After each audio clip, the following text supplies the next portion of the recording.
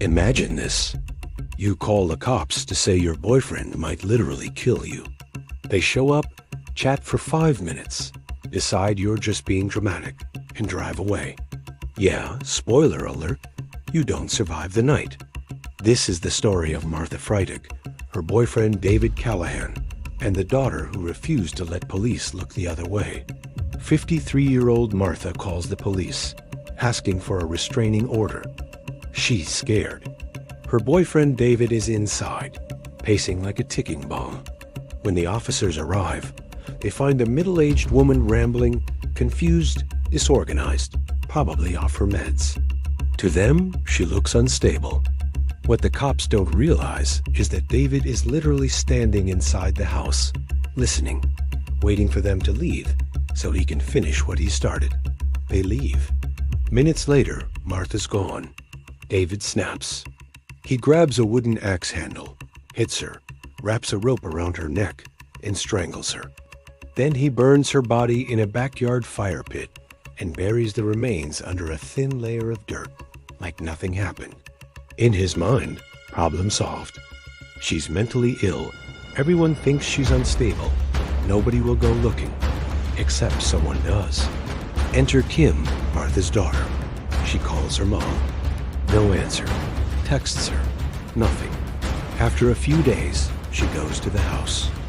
The door's locked. The boyfriend's gone. She calls the police, desperate for help. And here's where the system completely faceplants. The officers basically tell her, well, your mom's schizophrenic. Maybe she doesn't want to talk to you. They even advise her not to file a missing person report. Kim won't give up. She keeps calling, keeps asking questions. She visits hospitals, psych wards, even shelters. Nothing. Finally, she convinces the police to come with her to the house. They knock on the door. No answer. They hear a noise inside. But instead of kicking the door open, they shrug it off. Unknowingly, David is inside. The cops leave again. Weeks go by. Then suddenly, Kim starts getting texts from her mom's phone. Messages like, I'm fine. I'm busy. Don't worry. Except it doesn't sound like her mom. The writing style's different. Kim knows someone else is texting. She begs the police to come again. This time she's done playing nice. If you won't break down that door, I will. So they finally do. They walk through the house and find nothing. No shoes, no clothes, no Martha. But there's this weird smell. And yet the officers still say, looks fine to us. A few days later, they find him. When police ask about Martha, he says, oh, she's probably at her boyfriend's house. David acts chill, plays the victim. She's off her meds. Her family hates me. They're lying. And believe it or not, the officers kind of buy it. But luckily, they remember he has outstanding warrants. So they arrest him, not for murder, just for missing court dates. While David's locked up, Martha's family gets an anonymous message. It says if he ever got rid of someone, he'd bury them in the backyard. Creepy, right? They rush to the house and call police again.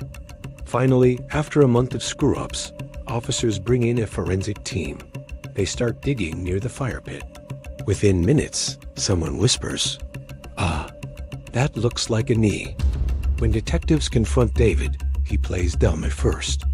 "Oh, I didn't know she was missing." "Oh, she probably ran off." Then they mention something he didn't expect, the texts from Martha's phone, the phone they found in his house. "You know, Dave, people think you're a heartless bastard who buried the woman you loved." David lowers his head. He's quiet for a moment. Then he says, "I didn't mean to do it. I just snapped." He admits everything. He hit her. He strangled her. He burned the body and buried it behind the house. After weeks of being ignored, doubted, and dismissed, Kim was right all along. Police charged David Callahan with murder, abuse of a corpse, and evidence tampering. He'll spend the rest of his life behind bars. But the real question is, what if Kim had given up? What if she believed the police when they said her mom was just off her meds? What if she hadn't trusted her instincts? Because the truth is, this story isn't just about a murder. It's about a system that fails the people who need it most. It's about how bias, about mental illness, about gender, about credibility can cost lives. And it's about one woman who refused to let her mother become just another missing person on a forgotten list.